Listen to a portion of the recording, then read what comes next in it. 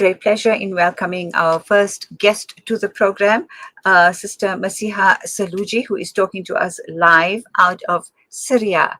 Assalamu alaikum and welcome, Sister Masiha. Walaikum salam, rahmatullahi wa barakatuh. Jazakumullah khair for the opportunity.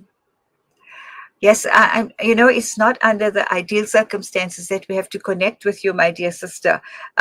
Firstly, if you can just quickly give us an update on just not you just being a resident in Syria, but also your role there currently. Okay, so my main role is as principal of a school called Darul Ilm. I'm actually at the school right now. You can see the I see. Darul Yes, Ilm yes. So this is basically the reason I'm here as well today is because if the schools are actually not running, but there's sisters who have needed places to stay since the bombing intensified. So we opened up the school to them during the extended break we had to take because of the war going on. So this is my main role, is that I serve as a principal in the school, but I've been here for 10 years, and during that time, I've mainly worked in the humanitarian sector, whether it be like making facilities for giving food, clothing, or anything that people are able to send through to here, and especially in the educational sector, because I worked as a teacher in South Africa, and I came here with the intention to enrich the education over here, alhamdulillah. And have you been successful in achieving that? Alhamdulillah, alhamdulillah. It really makes me happy to say that I believe, alhamdulillah, with the school we have, I don't say this with pride, because at the end of the day, it's all just Allah's mercy. But our school is recognized as one of the best schools in Syria, in the liberated areas. The children who come here, mashallah, like we always say to the parents and to the teachers who work with us, for us, it's about both tarbiyah and ta'aleem. It's about the education as well as the way we bring the kids up, because unfortunately in a war situation, children are not allowed to have that family environment. A lot of them are orphans, a lot of them are just street kids. So we try to give them that family home here as well, to teach them what they would get in a regular normal home, inshallah, as well as giving them the education that they need. So alhamdulillah, I believe that the school is a means of, inshallah, enriching the lives of loads of children, and hopefully a beacon for the future. Indeed, Ameen, inshallah. Now, the war in Syria is becoming more and more complex by the day. And recently now you've had these attacks. So how has this impacted in your area, in your surroundings? Because can you describe to us, geographically, how far away is this from where you are right now? Okay, so Idlib, alhamdulillah, the entire Idlib province is now kind of safe. It's with the opposing army, not with the Syrian regime. It has been, parts of Idlib has been like this for years, since 2015, but the entire Idlib province is now under the opposing army, whereas further down south you have the regime, and towards the east you have the PKK, the Kurdish army. The actual war itself is currently happening south towards Hama and east towards where they've now taken approximately a third of the Aleppo province. So yeah, it's towards the east and towards the south. The war itself is quite far. We're not too concerned about the war right now, because that part of things is mostly between the forces themselves. It's not, alhamdulillah, too much affecting the civilians. If you've seen the videos coming out of Aleppo as well, coming out of Hama as well, alhamdulillah, the civilians, by and large, they seem to be, alhamdulillah, safe. It's more the bombing that's intensified, which has become a problem, because yesterday, I don't recall what the full amount of bombing was for the full day, but I remember by Dhuhr, we were going on eight strikes that had hit Idlib city that far. And subhanallah, like pictures were coming out of children as well who died in the rubble. By the end of the day, around Maghrib, I remember there were 20 civilians, including children, who had been killed, and a lot more who had been injured. So it's mainly the bombing that's a concern. My particular area, alhamdulillah, it's not too much of an issue in terms of safety. It's quite close to the Turkish border, which means that they are a little more careful to hit here because there's the worry that a misfire might hit Turkey instead and cause bigger problems for them. So it's become a center of refuge for people in those areas who have been getting hit a lot. This is why we had to open the school, because there's people coming in from Idlib city itself. I'm on the outskirts of Idlib, so Idlib city itself, from the surrounding villages, which get hit a lot. Right. Masiha, I'm going to interrupt you there quickly for an ad break. When we come back, we continue with our discussion.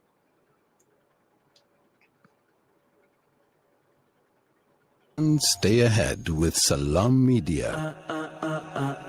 This is Salam Media, coming to you live from South Africa. After the recent attacks on Gaza, many families have been displaced, with their homes left destroyed. Through your donations, our teams are on the ground in Gaza, providing support and delivering necessary aid to families affected. The people of Gaza need your help. Give hope. Donate today to Penny Appeal South Africa. www.pennyappeal.org.za 031 1100 573. We are here on the ground with Penny Appeal organizations in Gaza. You know, it's a wonder how kids get anything done these days. With all the distractions, when do they even get time to study? As a mother, all I can really do is make sure they have all they need to perform at their best. That's why I choose to include Sunfoil, triple refined pure sunflower oil with every meal I make. Naturally cholesterol-free and approved by the Heart and Stroke Foundation as part of a balanced eating plan. So whether I'm cooking, frying or baking, I know every dish will be a wholesome one. Sunfoil, now we're cooking. Discover the Africa of your dreams and surround yourself with her spectacular beauty. Relax beneath her serene sunsets and explore wildlife at its natural best. It's where the pride of Africa comes together. The Kwantu Private Game Reserve. Get to know the Big Five or cruise on an elephant safari game drive. Interact with lion and tiger cubs and enjoy world-class halal cuisine while we pamper you during your 5-star stay. Indulge in the true African experience. For reservations, call now on 042-203-1400 or visit kwantu.co.za. The Kwantu Private Game Reserve, the place of gathering. Valley's Motor Spares. We supply motor spares and accessories for all makes and models of motor cars, LDVs, bakkies, trucks, and earth-moving equipment. We deliver on time, every time. Please contact us via WhatsApp on 014-592-0925 or call 014-592-0925 or visit 28 Zenderling Street, Rustenburg. Remember the name, Valley's Motor Spares. Connect and stay ahead with Salam Media. This is Salam Media, coming to you live from South Africa. We're speaking to Sister Masiha Saluji live out of Syria and just discussing, and she's telling us about or updating us on the situation in Syria and specifically in Idlib, where she is based and her school is based. She is the principal of the school there. So Masiha, you mentioned that people have taken refuge in your school, which means that the situation is becoming extremely volatile, and having civilian lives lost is already very concerning. 100%. It's subhanallah, it's the saddest part, I think, of any war is that really does the fight stay at the front lines where people prepare and soldiers are fighting, but it's mostly the innocent people on the ground and the children who lose out the most from war. So unfortunately, that's the case, and we just have to deal with it and carry on. But inshallah, we have hope that the war will end soon and Allah will return everyone safely to their homes. Ameen. Mhm. Now, you sound quite calm about this. Alhamdulillah. I know that comes from the strength Allah gives, and we human nature is such that we manage the trauma at the time, and then being in the position that you are in. I'm sure there's a lot of people that depend on you managing the crisis situation. Have you found yourself in that position? Unfortunately, yes. I'm the kind of person who actually hates being in that kind of situation because I'm sort of an introvert, so I prefer being by myself. But unfortunately, subhanallah, you realize, especially when you're in a place where people are so lost and they're just looking for someone to keep their hope up, keep their morale up.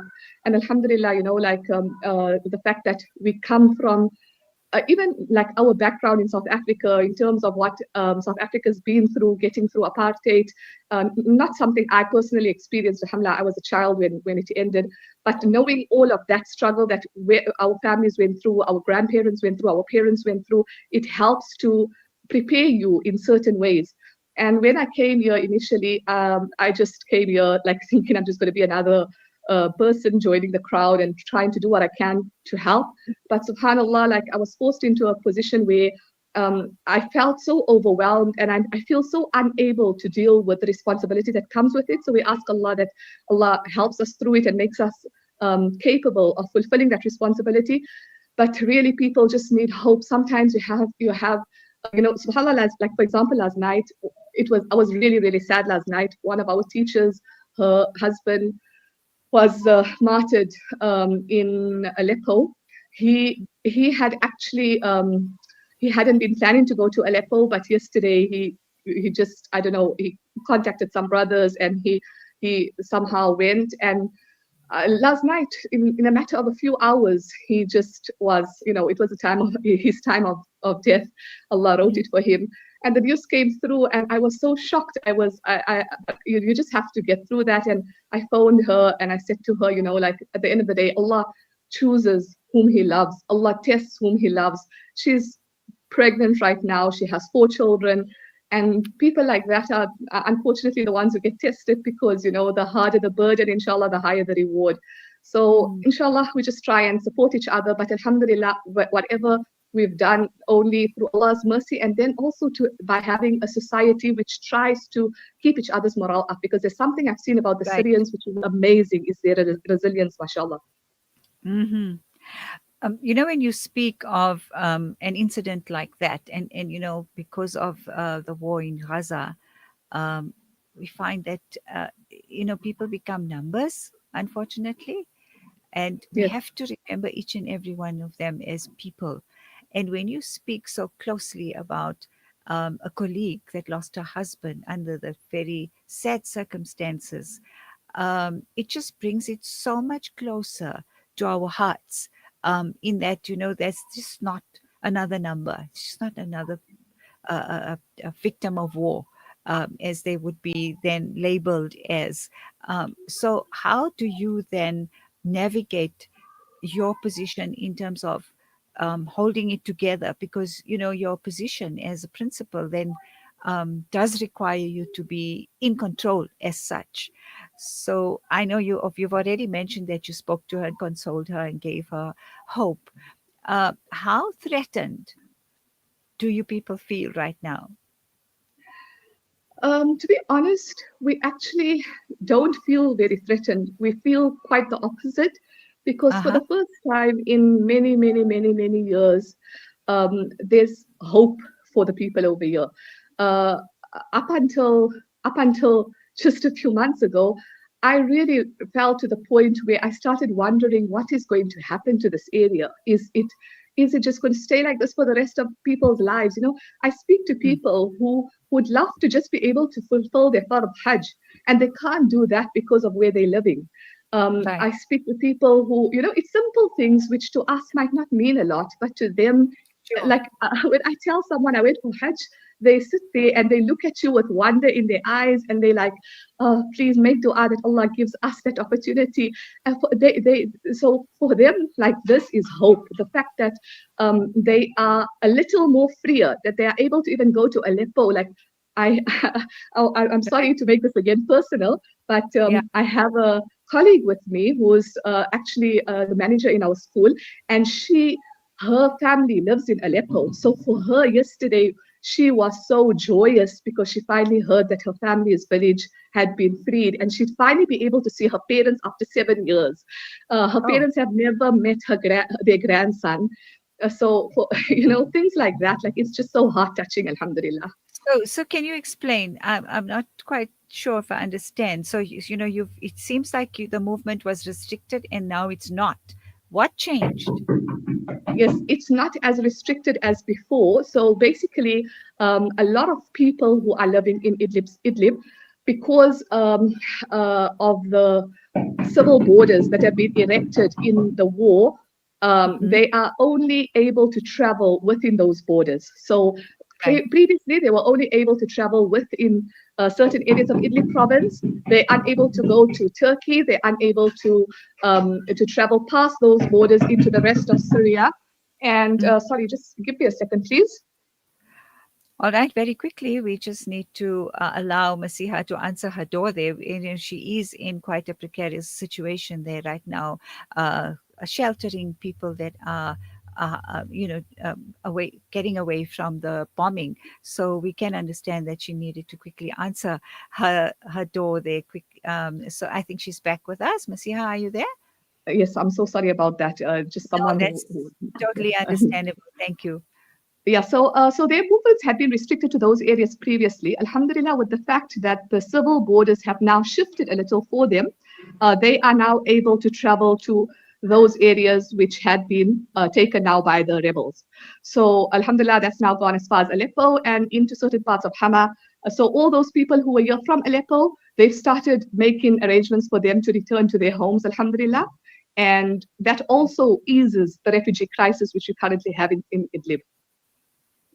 That's very interesting. So what happens in the next few days? I know you can't predict that, but what are you people anticipating? Honestly, it's tough to say because what happened yesterday was that there were certain areas in Aleppo which the regime basically gave over to the PKK. Now, the PKK are the Kurdish militants. Previously, they had about a third of what they currently have. And the regime forces withdrew from those areas, gave it over to the PKK, and regrouped in Hama. They also brought reinforcements from Homs and from Damascus, all to Hama, because Hama is like once they get past Hama, if rebels get past Hama, they'd be heading then for Homs and eventually for Damascus. So they're hoping to stop the advance in Hama. Whether that will happen or not, time will tell. We hope that it won't, because the entire Syrian war will only end when the entire Syria belongs to someone. For many people, that may be the regime winning. For many people, that may be the PKK winning. For people living in the area where I'm living, it's the rebels winning. So that is what we hope for, and we'll see what happens, inshallah, in the time to come. All right. And in terms of just growing, I just want to go back to your position as an educator and the impact you've had on, following your I would say maybe your calling as such. It certainly sounds like that. How do you protect what you have right now? Because there is uncertainty from what I hear. 100%. And like, for example, I spoke to you about this brother who had been martyred yesterday. For us, Yes. That's a big thing, even as a school, because that means one of our teachers are gone. He was teaching in the male section of the school, and his wife was teaching in the female section. So one of our male staff is gone. So that means we'd have to look for another male teacher. And the job that he had a master's in his field. It's not something easy to come by, especially here in Syria, where education has been restricted so much. So it's a big loss in that sense. But we hold on to what we have, and as long as you have a strong team with you, and inshallah, your niyyah is correct, Allah always opens doors. If there's one thing I found through my time here, وَمَن يَتَّقِ اللَّهَ يَجْعَل لَهُ مَخْرَجًا وَيَرْزُقْهُ مِنْ حَيْثُ لَا يَحْتَسِبُ وَمَن يَتَوَكَّلْ عَلَى اللَّهِ فَهُوَ حَسْبُهُ. Whoever fears Allah, Allah will make a way out for him and sustain him from sources he had never expected. And whoever has reliance on Allah, Allah is enough for him. I promise you, Sister Najma, there were times when the funds for the school was almost at a zero, where we were taking debt to pay the teacher's salary for the next month. And Allah has opened the school in a way that I never imagined it would be when we started the school. I started the school in 2019 with the intention of opening a nursery to give my son the little basics that he could have. And Allah made it now into a school that runs from nursery up until grade 7. Teachers who have become an amazing part of our family, who have the same vision that we have for the school. Children who are, subhanallah, the forefronts in the academic in these areas, forefronts in Quran in these areas. So alhamdulillah, you know, we no matter how destitute a situation may seem like, how dismal it may seem like, as long as inshallah we keep our reliance on Allah, Allah will definitely make a way further. That's a wonderful note to end on. So much of hope and such sincerity in faith and the strength in faith. Alhamdulillah, we've learned a lesson, and we're always learning from people like yourself that live in such a difficult situation. Alhamdulillah, may Allah make everything easy, protect you all, and grant victory. Ameen. Jazakumullah khairan. Inshallah, speak to you soon. Assalamu alaikum wa rahmatullah. Wa alaikum salam wa rahmatullahi wa barakatuh. Right, after our next break, we speak to, as I said earlier, it is Ola Batta, who is a humanitarian activist. She is going to talk to us about the humanitarian efforts and resilience in northwestern Syria, and they are based in Gaziantep in Turkey. We are here in the middle of a Zahra neighborhood. The whole neighborhood is already destroyed. More than 17 towers are down.